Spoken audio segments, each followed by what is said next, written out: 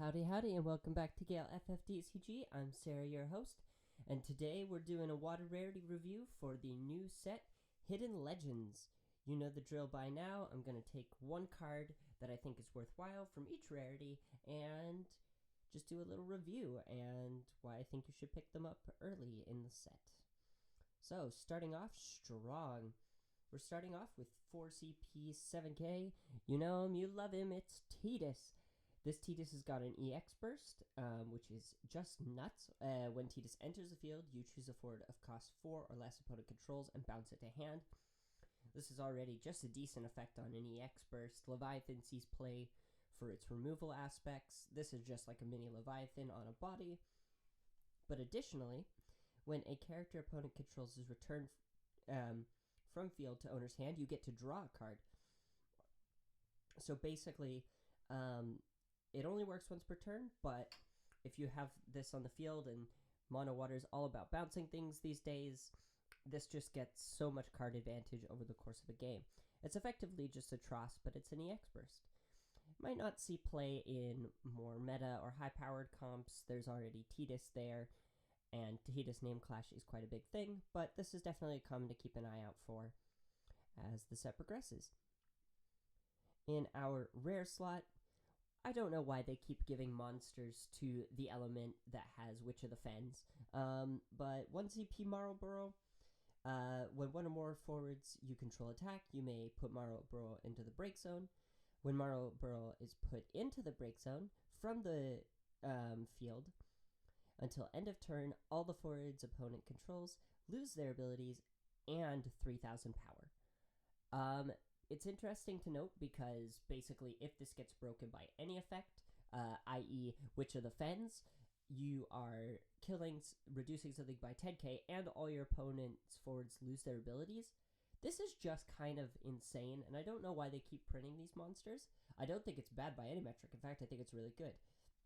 And it's nice to see that they're acknowledging that Witch of the Fens is just a really powerful card, and they want to give Mono Water something. But Mono Water really didn't need an effect as powerful as this. So, yes, get a hold of these as soon as possible, especially for the meta. I think this card is going to show up quite a bit. In our heroic slot, we have a far more interesting card, in my opinion. 3CP Waka. Category 10, 6k, and each category 10 character other than Waka that we have, Waka gains plus 1k, and when Waka enters the field, you choose a forward opponent controls. If its power is equal to or less than Waka's power, you put it on top of the owner's deck. So this is really powerful removal. Category 10 seems to have got a lot of buffs in recent sets, and I could easily see this card being the sort of card that you could put into a Category 10 power list. There was the water and wind monsters that ran a Category 10 package, and I think this could be there as well. Finally, we do have a special. You choose a forward, and it loses 5,000 power until end of turn. So this is kind of cool. This can enter with its trigger on the stack. You could pitch a copy of Waka, and then you can reduce that thing and then top deck it. That's kind of cool. But yeah, I thought this was an interesting hero and definitely would keep an eye out for that. And in our legend slot, I am so excited for this card.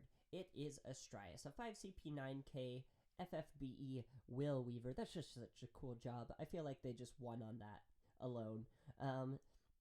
But if you control, or if you have a total of 7 or more category FFBE cards in your break zone, and dash or FFBE cards you own are that are removed from the game,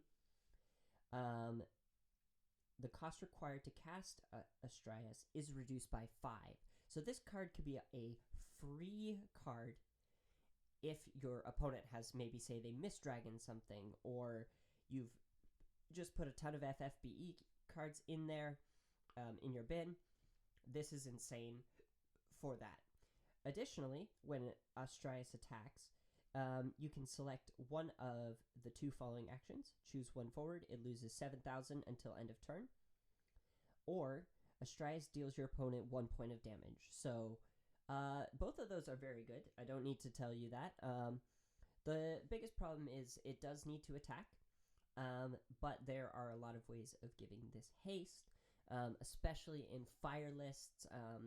If you're in water fire, you can get goblins with realm and then haste Astraeus really quick.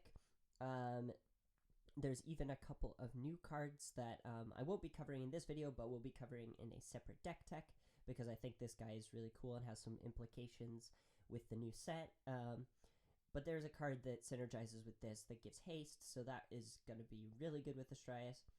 Overall, I just think this card is particularly interesting and has the potential for a very high ceiling, and it'll be a tricky deck to build, but I'm looking forward to that challenge. So yeah, right. The rest of these reviews are going to be coming out pretty much back to back.